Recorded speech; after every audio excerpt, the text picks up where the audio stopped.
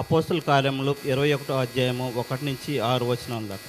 మేము వారిని విడిచిపెట్టి ఓడ ఎక్కి తిన్నగా వెళ్ళి కోసుకును మరునాడు రోదుకును అక్కడి నుండి పతరకును వచ్చితిమి. అప్పుడు ఫేనేకుకు వెళ్ళబోచున్న ఒక ఓడను చూచి దానిని ఎక్కి బయలుదేరితిమి.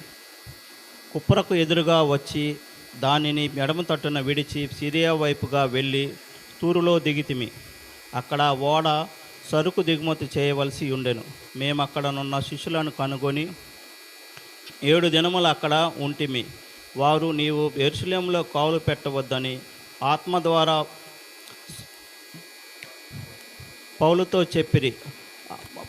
ఆ దినములు గడిపిన తర్వాత ప్రయాణమైపోవచ్చుండగా భార్యలతోనూ పిల్లలతోనూ వారందరూ మమ్మల్ని పట్టణము వెలుపల వరకు సాగనంప వచ్చిరి.